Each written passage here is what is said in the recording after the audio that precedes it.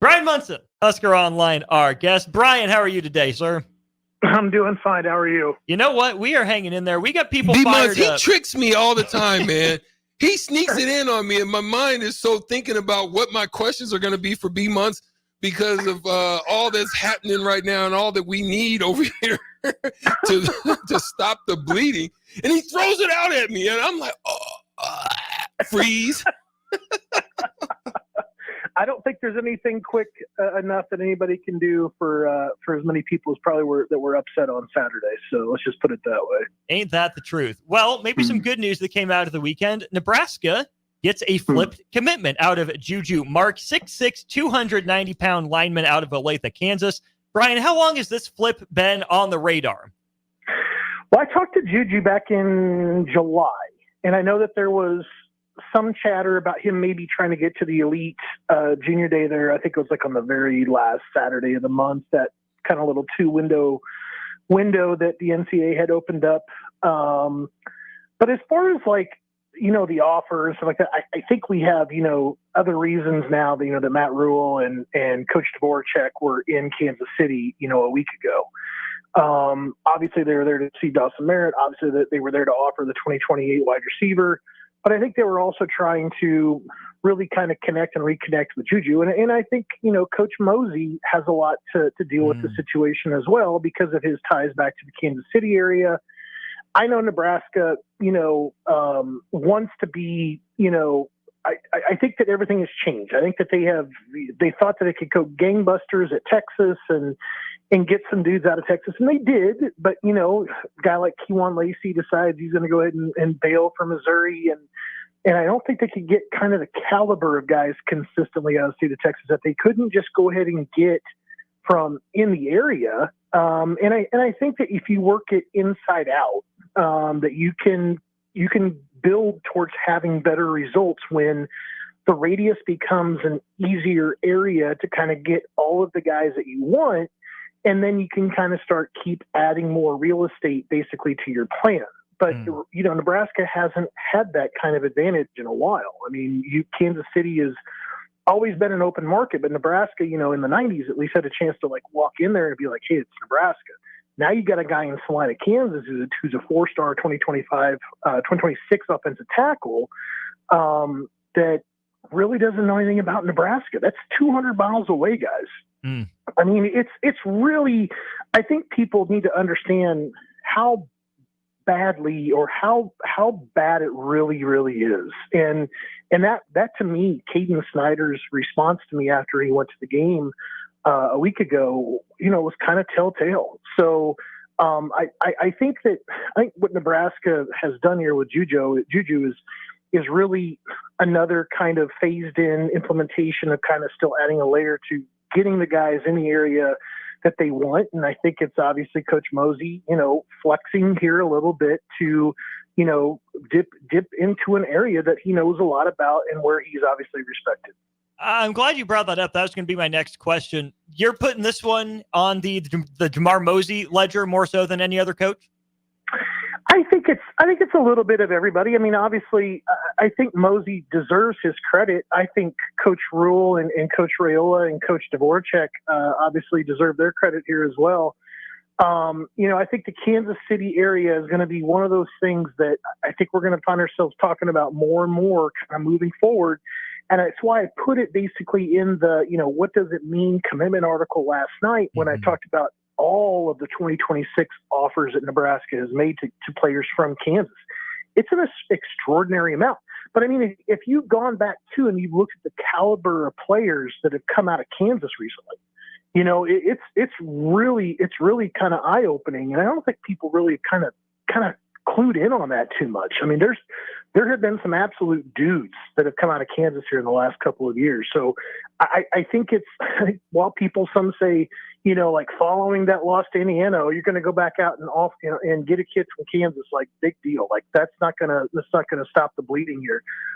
I don't, like I said before earlier in the call, I don't think there's a quick fix. And I think it's all part of a bigger issue. And I think it's about getting back to, of course, being able to grab guys that can help you out, even if it's down the line.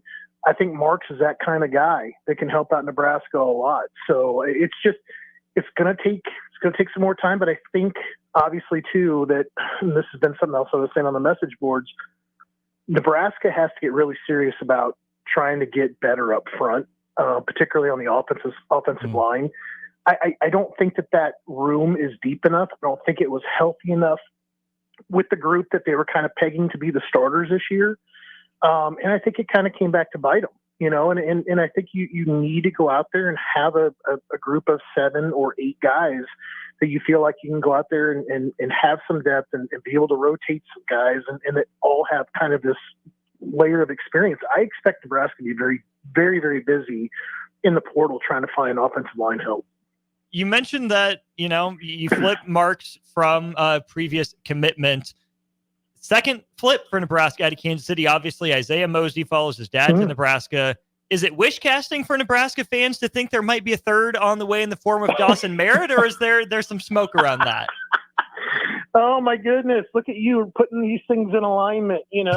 Mars and Saturn are all in alignment. When the moon lines up, Dawson Merritt is in. I think Dawson Merritt obviously has always been his own cat. The dude has had everybody, coming to Kansas City to check him out in the first place. He's committed to Alabama. It's a little bit different scenario with him. I think that if Nebraska is able to encourage him enough and he decides to go ahead and do it and take a visit to Nebraska for one of their last 2 games of the home games of the season, I think that would be a really solid indicator that Nebraska is really in the picture here. Because, I think that, we're all hearing the rumors about Michael Terry supposedly committing to Texas this weekend, and maybe there's a pending announcement, somewhere here in the future. But I think we all kind of knew where that one was going. But here with Dawson Merritt, I think geography, weighs into this situation. I think we also would kind of look at each other and say, well, Nebraska didn't have necessarily a great outing against Indiana. Alabama had one of those against Vanderbilt, and Alabama continues to kind of, and they continue to kind of struggle against some other talent. Besides Georgia, right? Which is kind of weird, but I think that this one could get interesting with Dawson as we kind of keep going on down the line. But I think the biggest indicator here for me would be over the next 4 weeks or so, does he return for either UCLA or the Wisconsin game? So, Bryan, listen, I know that you focused and we're definitely talking about the line. I think that's definitely an important place as well. But when you look about the landscape, who they're playing, how they've lost these, the last 2 games to ranked opponents, where do you envision that their target area is to address some of that? Outside of the line, like what other areas do you see based on some of the targets that they're making? Is a focus on really getting better to try to move up the totem pole in the Big Ten? Well, I think that when I view it, both the games, the game against Indiana, the game against Illinois, the inability to kind of establish the run to me stands out. I think that that's offensive line related, but I also feel like there's some offensive play calling relationship as well. Where, and I think Matt Rule mentioned it a little bit. I was trying to get into his interview earlier, and I got distracted, guys, and I apologize about that because I really wanted to get that listened to before we went on the air today. But I did get as far as him to mention RPO, and I think RPO is one of those things that not a lot of people, know too much about because it's not something necessarily that Nebraska runs a great deal of, but there are RPO-based offenses. And out of the RPO, you don't need a quarterback that necessarily is a real true,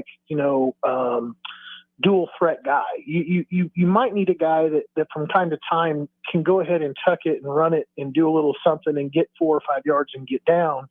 But I think the real situation there, I think that everybody really wants to kind of talk about is just like having options, within a single play to where you can go ahead and hand that ball off or pull it and throw it. And I think you can throw to set up the run.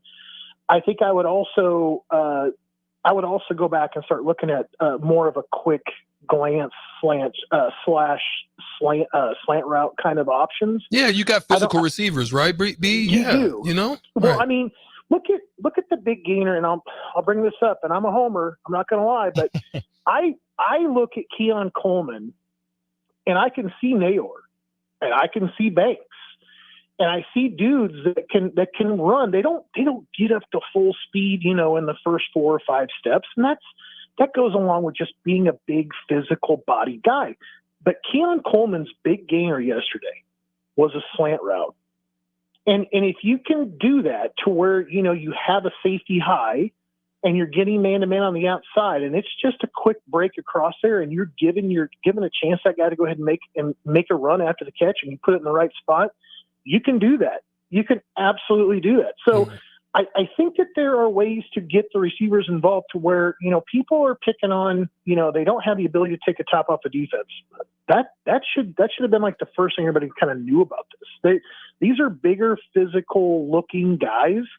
And I think that you need to use them to their strengths. I would start doing stuff a little bit more short and intermediate. I would love then to find ways to kind of do some bunch groupings and let a Lloyd or a Barney kind of pop out and kind of take the top off a little bit and maybe get some safety off of there. That way if Banks or a Nayor or a Bonner can go ahead and shake loose off of a man-to-man kind of a situation on a one-person tackle, that safety is somewhere else down the road. They have been taken away there because you've had Lloyd or Barney that's decided to run out of that grouping and can go more on a go route. So I think that there's some things you can do there. I would look at some RPO style plays, and I would really start to embrace the slants and the glance routes. I just don't think that Nebraska does enough of them. And part of that, Brian, like you said too, an RPO is different than a zone read, right? Where a quarterback's reading the unblocked defensive end. Like an RPO is you either run the ball or you pass the ball, not quarterback decides to hand it off or keep it.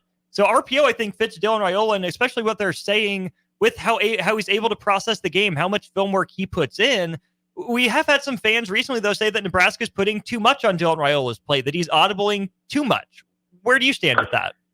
Well, I think he's audibled into a lot of good situations, though, before. And I think maybe I think that the situations where he has audibled has been, he's identifying the defense. He knows that a play is not going to work or something is going to work better, and he's audibled into it. As opposed to RPO, it's more in the flow of the actual play. Mm-hmm. I think it's not going to be necessarily something that, he's going to want to operate out of too heck of a lot.